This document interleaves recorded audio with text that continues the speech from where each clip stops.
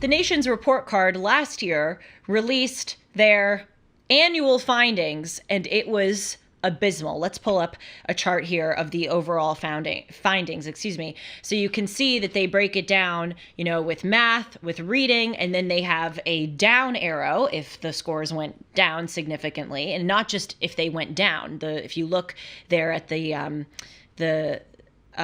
down arrow, they say that it indicates if the scores went down significantly. And then they have an up arrow if it went up, and then they have a neutral thing. Look all across the board. Down, down, down, down, down. Down, down, down. All of them, which means they're all down significantly. That is really bad. According to the nation's report card, only 13% of 8th graders met proficiency standards for U.S. history. In 2022, so this is the year before this report, 8th graders scored 5 points lower in American history compared with 2018. So history, way down. Only 13% of 8th graders can meet proficiency standards. Let's look at federal test results as in 2023 as indicated there. There was the largest drop in math scores ever, and a nationwide drop in reading. In 2022, for instance, the average math score that 8th graders had dropped 8 points from 2019, and reading fell by 3. That's really, really bad. Let's look here at California, my home state, the state where we're filming this show. 66% of California children fail to meet national math and science standards. 57% can't read at grade levels. That's according to the Epoch Times. That is amazing that half of our kids in the state cannot read at grade levels. To make matters even more depressing, the Epoch Times profiled a study that was conducted by the Program for International Student Assessment, and they compared how the United States does on testing compared to other countries. By the way, there was a really interesting study like 5 to 10 years ago where they took students from the United States, from South Korea, from other, European countries, and they asked those students before they took the international competition math test, how well do you think your country's going to do? American students rated themselves as they predicted that they would be the highest scorers. South Korean students predicted that they would be the lowest. South Koreans were the highest and Americans were the lowest. Yeah, we're a country of immense hubris, given sadly our dwindling lack of ability. So yes, so there is this program for international student assessment, and they show that not only are things bad in the United States, we're declining compared to many other parts of the world. For instance, there was a 13-point decline for United States students compared with the United States scores in the 2018 exam, and 28 countries managed to maintain or improve their test scores. Those included Switzerland and Japan. And one of the things that this study found, or at least tracked, was that these countries, those 28 countries who either maintained or exceeded their previous test scores, had shorter COVID school lockdowns than the United States did. But again, there are no limits that the left can go to. Right? They can be wrong on everything. They can be wrong on lockdowns. They can be wrong on gender. They can be wrong on crime. They can be wrong on the border. They can be wrong on Donald Trump. They can be wrong on free speech. They can be wrong. List goes down. But it's never enough, right? To knock them off their perch. So there's this other report, in addition to the international student assessment one, called the Hetchinger Report. And they found that China, our biggest rival, has 8 times the number of college graduates in science, technology, engineering, and math than the United States does. Our other adversary, Russia, has 4 times as many students in those categories as the United States. By the way, and Sean's about to do a ding, this is a direct quote. All of these are direct quotes from the Epoch Times. I said according to the Epoch Times, but I want to make it really clear because...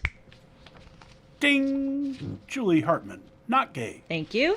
Not Claudine Gay.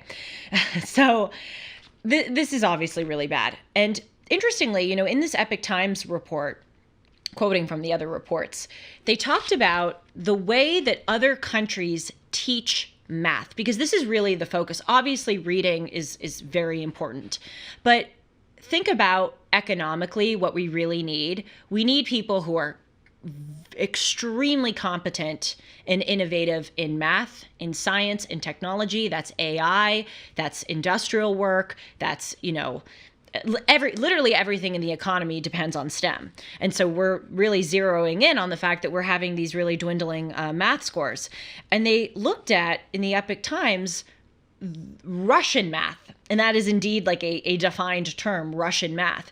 And interestingly, it seems that in Russia, they seem to focus more on concepts and on the essence of the problem, like why they are asking you the question and why the question matters, than just getting right answers. And we here in the United States, I talk about this all the time on Dennis and Julie, we have extremely rote, repetitive learning. I remember being in school and studying for the entrance exam to 7th grade private school, and I remember taking the courses which would help me, best perform on that entrance exam. And I remember my teachers would teach me these tricks about how to get to the answer faster. And my mind was trained to go, okay, well, if I see that kind of multiplication problem, or if I see that kind of division problem, this is the trick that I have to do. In other words, it was all focused on doing the problem fast and getting the right answer, and not really understand the concept of the math problem. And that long term really harms you, because maybe it gets you a better score in the short term, but it is really important for you to understand the question, not just the shortcut, So in Russia, they do that totally differently. They want you to understand the concept as opposed to just rote learning and getting the right answer. Also, interestingly, in the Netherlands, their math scores are very high. And if you look at their curricula, they focus a lot on actually like real world math problems or real world financial situations. There's a lot more everyday financial literacy that is taught in these math programs in the Netherlands than there is in the United States. But back to this whole Russia thing, because I am especially fascinated with like how our principal adversaries are doing better than we are. That's especially what we should be paying attention to. Even under the Soviet Union, which was so terrible in every way possible, they seemed to be doing very well in schools with how they taught their children math. Let's listen to Lex Friedman. I don't know if you guys are familiar with him. I'm sure you are. He has a fantastic podcast, and he grew up in the Soviet Union. Listen to how he talks about the way he learned math. I just remember that there was this feeling like the world hung in a balance and you could save the world with the tools of science. There's a romanticism around it too. Like when you read books about, in America, people romanticize certain things like baseball, for example. There's like these beautiful poetic writing about the game of baseball. The same was the feeling with mathematics and science in the Soviet Union, and it was in the air. Everybody was forced to take high-level mathematics courses. Like you took a lot of math, you took a lot of science, and a lot of like really rigorous literature.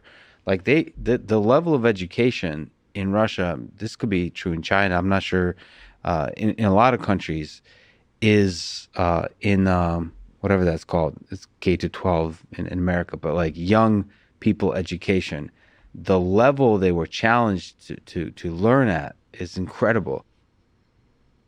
This is a truism of life, that when you set high standards for people, they may not meet them, but many will meet them.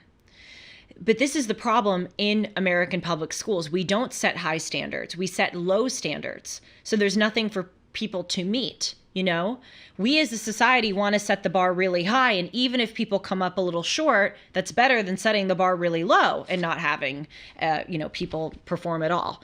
But Yeah, sure. That was very interesting about what he said about the way that math was romanticized, because another thing that I identify as a problem in the United States is not just the rote learning, not just the redundancy and boringness and outcome driven idea of learning, but also like we're not taught why this is important. Look at it. We're not taught why America is important. We're not taught why we are an exceptional country, and that translates into other areas. When you sit down in math class, you just learn math. You're not taught to understand why you're doing multiplication now will make you a great engineer, a great contributor to your job, to your country later on. This next video you're going to find to be fascinating. In the United Kingdom, they have started to adopt China's ways of teaching math. In this London primary school, they're already giving it a go. First it was the teaching, with maths teachers like Chu Wen-li here, flown in from China to introduce the Shanghai system. Her British counterparts watching what could be a revolution in teaching practices in UK schools. The system appears to impress. Because they are structured in a really good way, just like your lessons are, where the learning and teaching progression is very clear. The UK government has launched a $50 million investment in Chinese maths across Britain.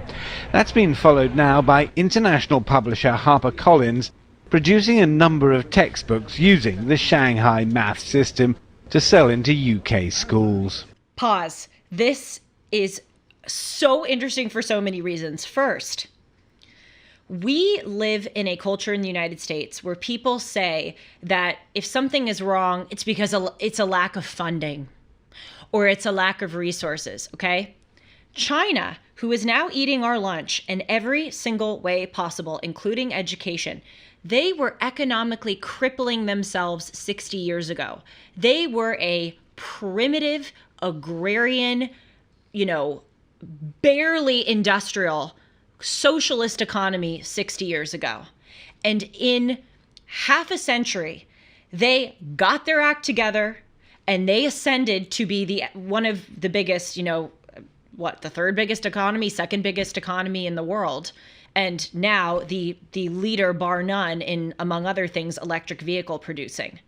They went from being backwards in many ways, not just economically, but, educationally, to now being an exporter of educational methods. So please don't give me all this, about, we just need more funding. We just need to increase the debt, the $35 trillion in debt even more. We have plenty of money. What we need to do is actually use that money wisely and get down to business and work. Here in the United States, we don't want to work. We want to talk about pride. We want to, eliminate test scores because it's equity. We want to put our feet up and say that eating a bonbon every night is a human right and the government should subsidize it. No, we need to sit down and work. I'll tell you one quick thing. I read a book recently about female educational efforts in Western Africa. And it was a riveting book. Of course, right now I can't remember the name, but I'm going to look it up after the show, put it in the comments. But basically what I learned from this book is that you have these girls in schools that are literally like on dirt. They are huts.